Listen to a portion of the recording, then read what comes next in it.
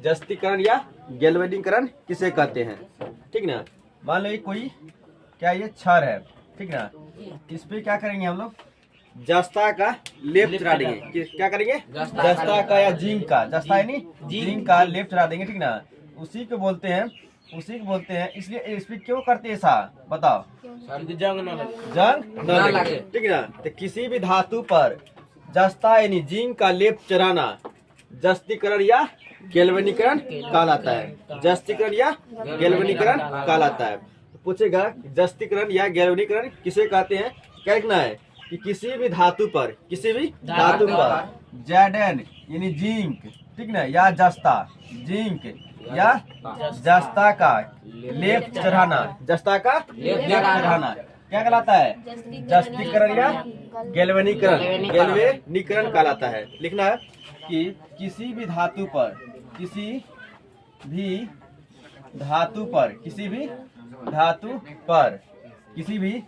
पर जिंक या जस्ता का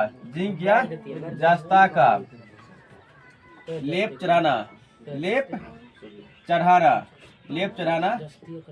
चढ़ाना जस्तीकरण कहलाता है। जस्तीकरण या गैल्वेनीकरण कहलाता है। तो हम लोग समझे क्या कि जस्तीकरण यानी गैल्वेनीकरण किसे कहते हैं। तो लिखेंगे किसी भी धातु पर जिंक या जस्ता का लेप चढ़ाना क्या कहलाता है, जस्तीकरण या गैल्वेनीकरण कहलाता है।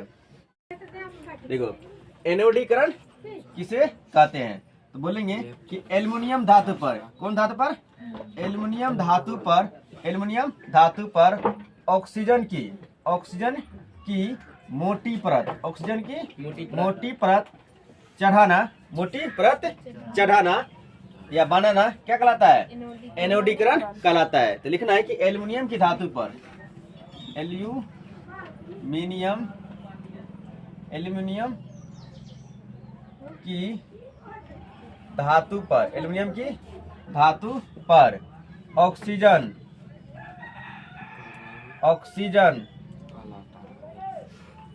ऑक्सीजन की मोटी परत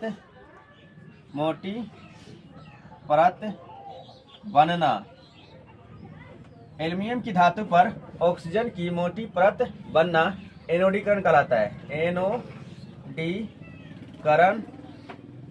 कहलाता है। एनोडीकरण किसे कहते हैं, एल्युमिनियम की धातु पर मोटी परत बनना एनोडीकरण कहलाता है। ऐसे में पूछेगा कि एनोडीकरण किसे कहते हैं। क्या बता रहा है कि एल्युमिनियम की धातु पर ऑक्सीजन की मोटी परत बनना एनोडीकरण कहलाता है। पूछेगा विकृत गंधिता यानी दुर्गंधित किसे कहते हैं। तो किसी तेलीय पदार्थ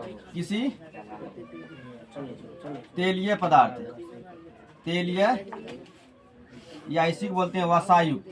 क्या बोलते हैं, वसायुक्त। किसी तेलीय यानी वसायुक्त पदार्थ ऑक्सीजन के संपर्क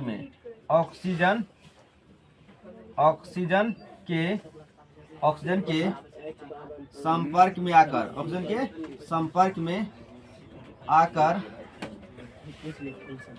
खराब हो जाना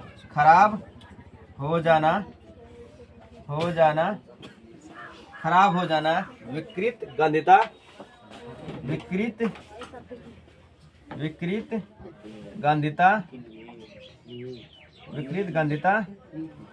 कहलाता है।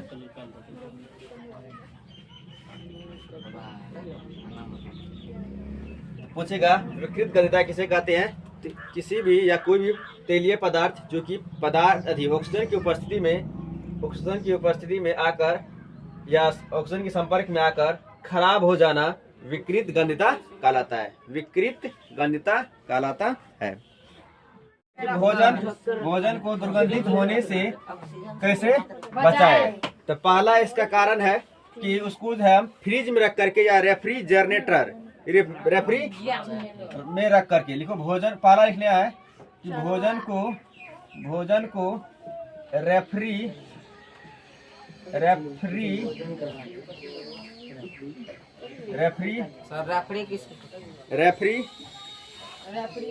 भोजन को रेफ्रिजरेटर में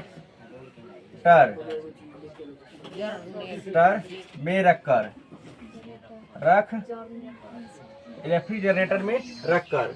दूसरा इसका उपाय है कि आप भोजन को जो है ऑक्सीजन से दूर रख करके। दूसरा उपाय इसका है भोजन को ऑक्सीजन से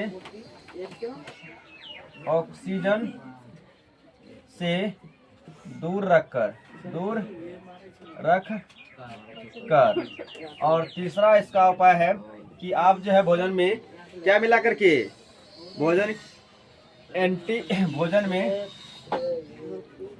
में एंटीऑक्सीडेंट मिलाकर।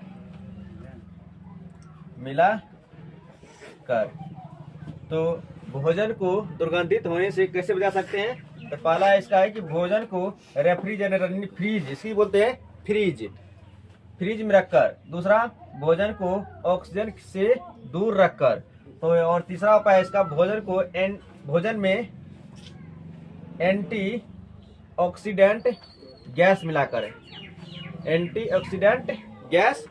के। देखो मोमबत्ती की बनावट ठीक है। इसमें जो 3 भाग होता है, ठीक ना। पहला होता है ये ऊपर वाला जो होता है, इसमें होता है ये प्रकाशहीन होता है, ये काला रंग का होता है। देखा होगा कि ये ऊपर में रहता जलता है, तो इसको बोलते हैं प्रकाशहीन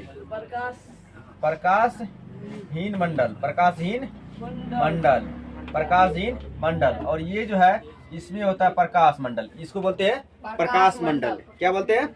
प्रकाशमान मंडल।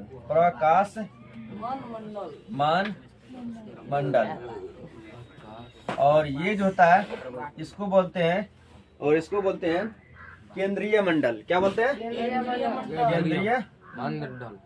केंद्रीय मंडल। तो ये हम लोग समझे प्रकाशहीन मतलब ये काला रंग का होता है, ठीक ना। प्रकाशमान होता है, उसके बाद होता है केंद्रीय मंडल, ठीक ना। ये तीनों अलग अलग रंग का होता है। तो ये इसका केंद्रीय मंडल जो होता है ये नीला रंग का होता है। किस रंग का? नीला रंग का। पूछेगा ऑब्जेक्टिव में कि बताइए कि मोमबत्ती का केंद्रीय मंडल किस रंग का होता है? नीला रंग का। किस रंग का? नीला रंग का। और प्रकाश मंडल होता है लाल रंग का। किस रंग का? लाल रंग का ये होता है। और ये किस रंग का होता है? ये होता है काला रंग का। काला।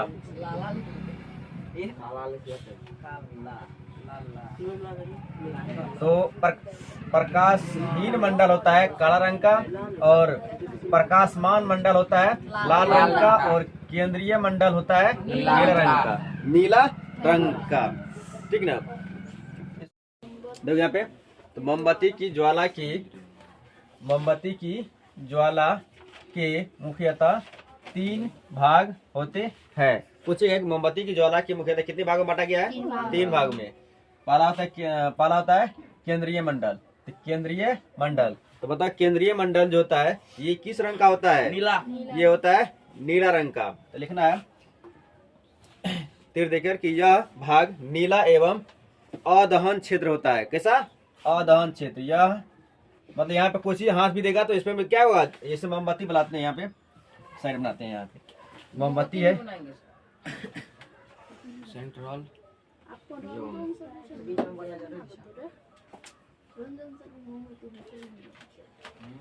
ठीक ना। अगर यहाँ पे हम लोग हाथ भी डालेंगे ना तो हमको उतना मतलब उतना ज्यादा हाथ तो जलेगा नहीं, ठीक ना। गर्म ज्यादा नहीं बुझाएगा, लेकिन जितना ऊपर में बुझाएगा, ठीक ना। सबसे ज्यादा अगर गर्म स्थान होता है कौन सा होता है? प्रकाशहीन मंडल। कौन होता है? प्रकाशहीन मंडल होता है, ठीक ना। सबसे ज्यादा गर्म। और सबसे गर्म कौन सा होता है? यहाँ पे अगर हाथ भी देंगे यहाँ पे जलेगा नहीं हाथ, ठीक ना। केंद्रीय मंडल, ठीक ना। तो यह जो है यह नीला रंग का होता है, लिखना है यह नीला, यह भाग नीला रंग का होता है, यह भाग नीला रंग का, यह भाग का नीला रंग का होता है, होता है। यह अदहन क्षेत्र वाला होता है।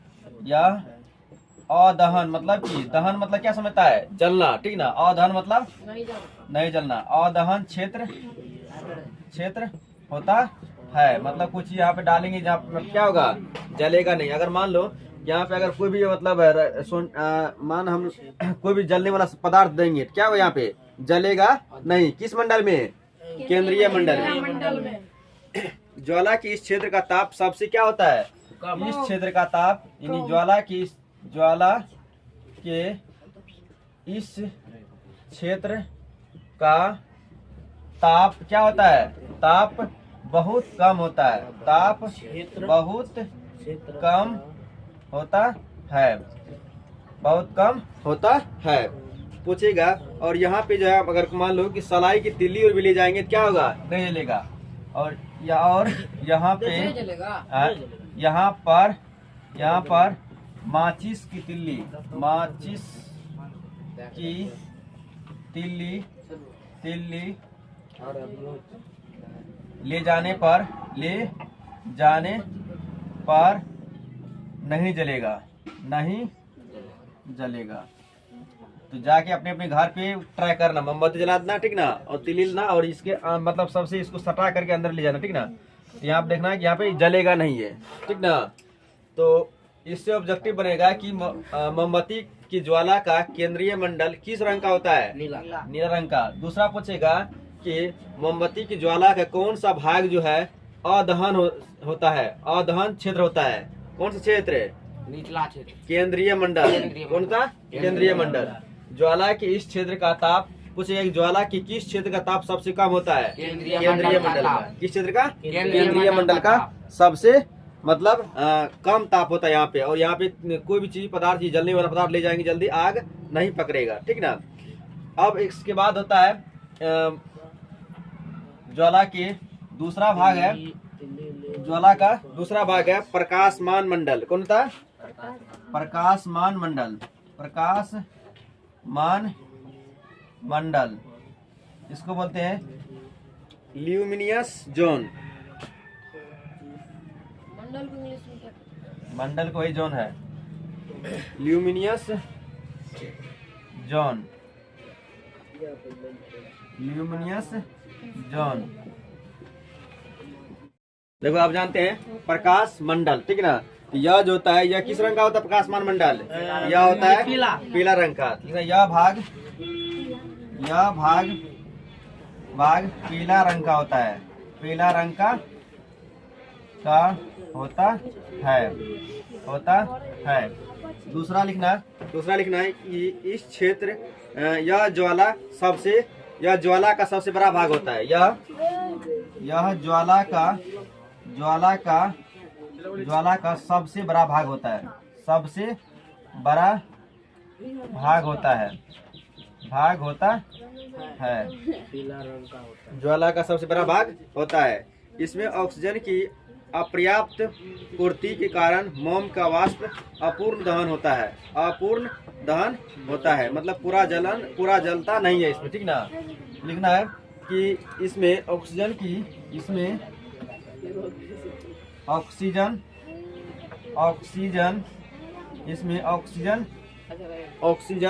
अपर्याप्त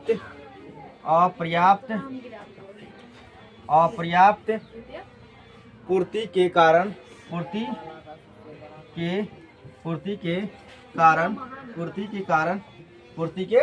कारण मोम के वाष्प का अपूर्ण दहन होता है। मोम के वाष्प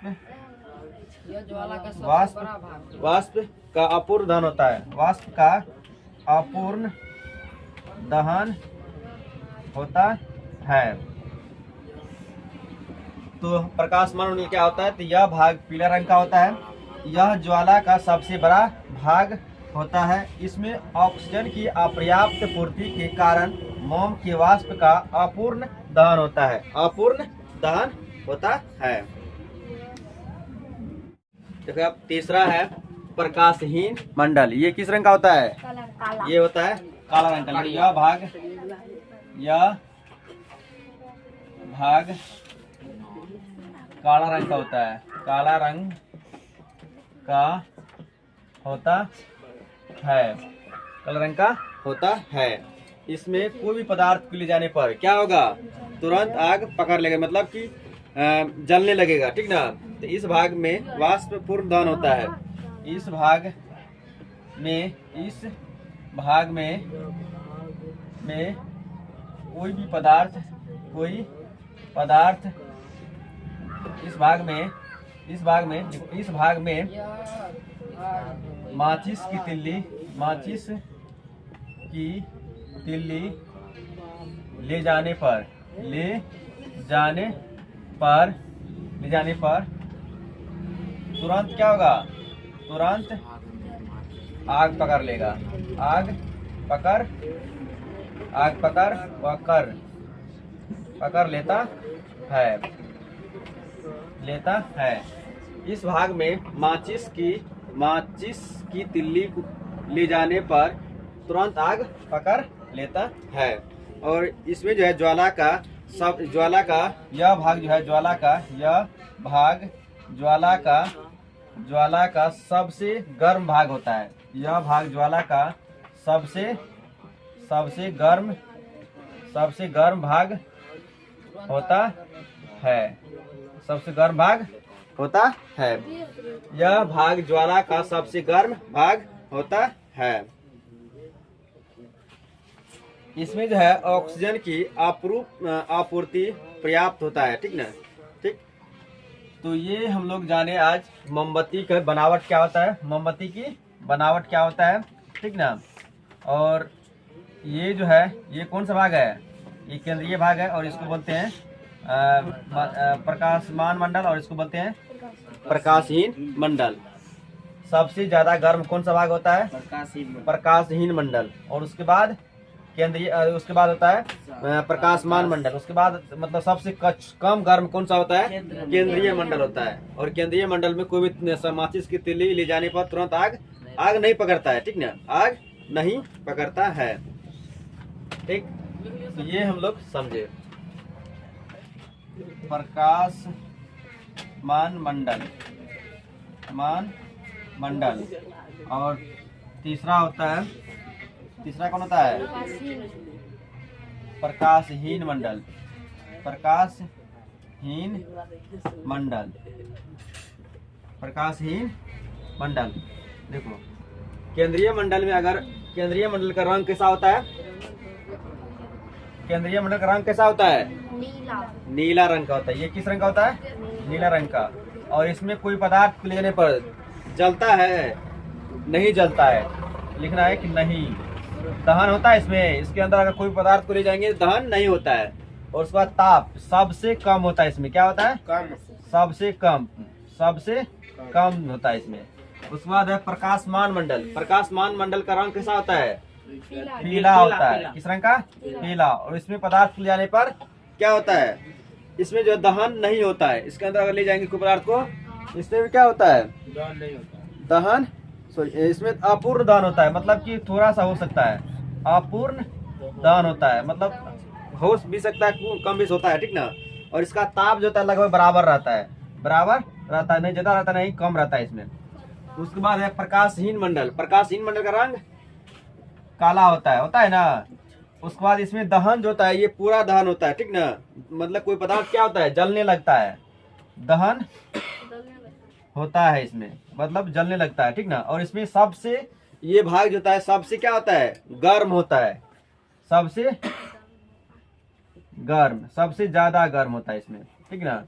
यानी सबसे ज्यादा ताप होता है इसमें। तो पूछेगा कि मोमबत्ती की ज्वाला का सबसे कम ताप किस भाग में होता है? केंद्रीय मंडल में। और सबसे ज्यादा गर्म ज्वाला का सबसे गर्म भाग कौन सा होता है? प्रकाशहीन मंडल। और प्रकाशहीन मंडल पूछेगा कि प्रकाशमान मंडल का रंग कैसा होता है? पीला। कैसा होता है? प्रकाशमान मंडल का रंग पीला होता है। प्रकाश पूछेगा कि कोई भी पदार्थ को मोमबत्ती की ज्वाला में कोई पदार्थ को ले जाने पर किस भाग में अपूर्ण दहन होता है? अपूर्ण दहन होता है प्रकाशमान मंडल में। प्रकाशमान मंडल में। फिर क्वेश्चन पूछेगा कि मोमबत्ती की ज्वाला के किस भाग में कोई पदार्थ को ले जाने पर कि पूरी तरह से उसमें जलता नहीं है, दहन नहीं होता है, दहन नहीं होता है? केंद्रीय मंडल में। देखो एलपीजी ये लास्ट टॉपिक है इस चैप्टर का, ठीक ना। और इसका फुल फॉर्म होता है लिक्विफाइड पेट्रोलियम गैस। इसका पूर्ण रूप होता है, पूर्ण रूप क्या होता है? Liquefied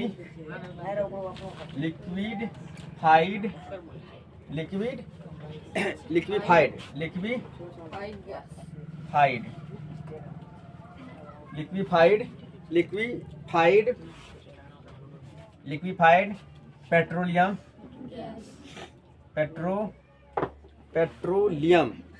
LEUM petroleum gas. Hindi होता है द्रवीभूत पेट्रोलियम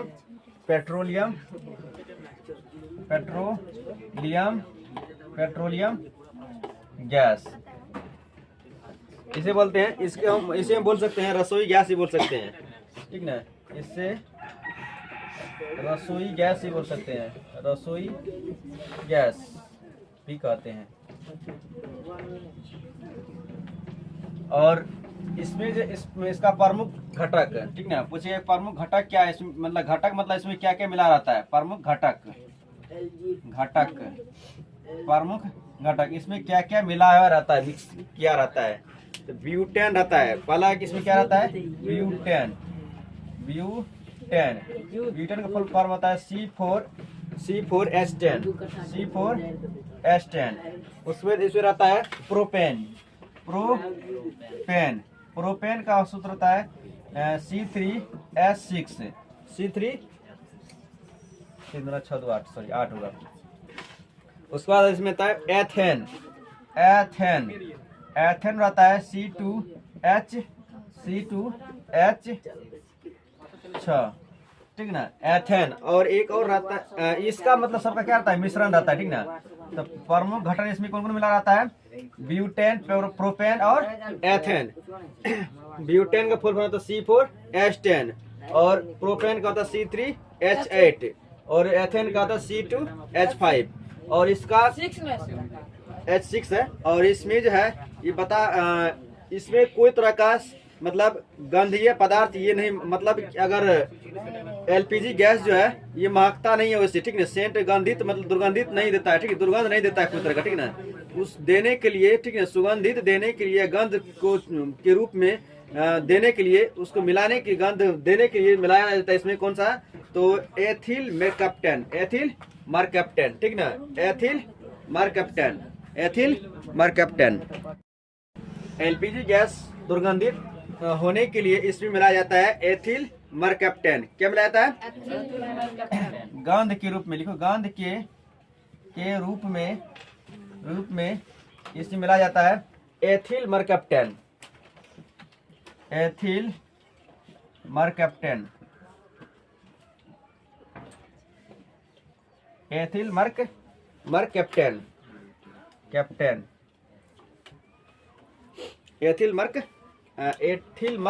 मिलाया जाता है इसमें दुर्गंध के लिए। पूछेगा कि एलपीजी गैस जो है सुगंधित होता है, ये इसमें कौन सी पदार्थ मिला रहता है? Ethyl mercaptan. और इसका फुल फॉर्म, इसका मतलब सूत्र होता है C2H5O